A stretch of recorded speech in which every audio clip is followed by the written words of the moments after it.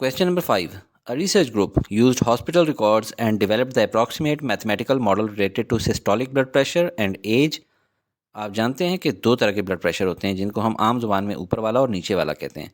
इनमें ऊपर वाले को सिस्टोलिक कहते हैं जो कि ज़्यादा होता है और इस वक्त हार्ट ब्लड को बाहर पुश कर रहा होता है।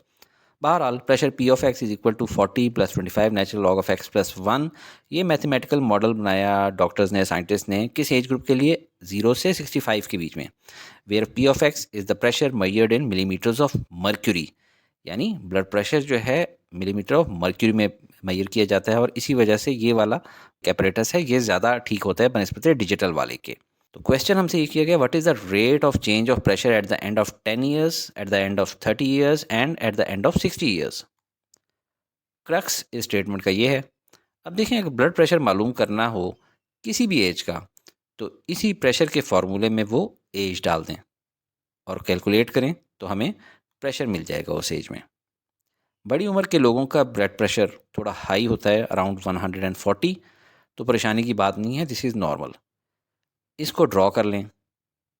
हमसे क्वेश्चन में प्रेशर नहीं पूछा गया एट 10, 30 एंड 60, हमसे रेट ऑफ चेंज पूछा गया, इंस्टेंटेनियस चेंज, क्योंकि कहा है कि 10th ईयर के एंड पे रेट्स ऑफ चेंज क्या है, ना कि ये पूछा है कि 10 सालों की एवरेज चेंज कितनी है।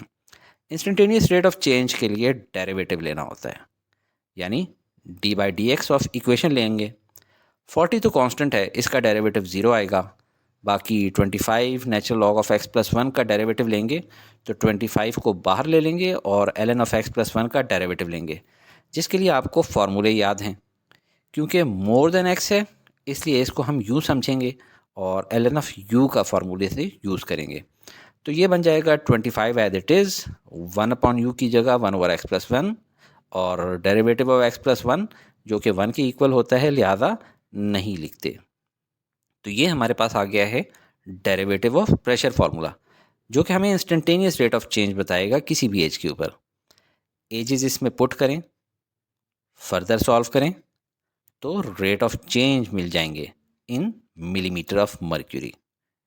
अब डेरिवेटिव फंक्शन का ग्राफ भी ड्रॉ कर लेते हैं। तो ये देखें, डेरिवेटिव या इंस्टेंटेनियस रेट ऑफ चेंज का ग्राफ जो मैंने ब्लू से ड्रॉ किया है डिक्रीज़ हो रहा है। इसका मतलब है कि बचपन में एज इंक्रीज़ होने के साथ साथ ब्लड प्रेशर इंक्रीज़ होने की रफ्तार आहिस्ता आहिस्ता कम होती जाती है। जूँ जूँ एज बढ़ती जाती है बीपी इंक्रीज़ होने की रफ्तार मज़ीद स्लो होती जाती है। यही रेट ऑफ चेंज का कॉन्सेप्ट है। ब्लड प्रेशर तो एज के साथ साथ बढ़ रहा है, मगर जिस तेज़ी के साथ बचपन में बढ़ा था अब उस तेज़ी के साथ नहीं बढ़ता जब हम बुढ़ापे की तरफ जाते हैं। बिल्कुल उसी तरह जिस तरह बचपन में इंसान की हाइट तेज़ी से बढ़ती है और बाद में जवानी और बुढ़ापे में बहुत स्लो स्लो बढ़ती है।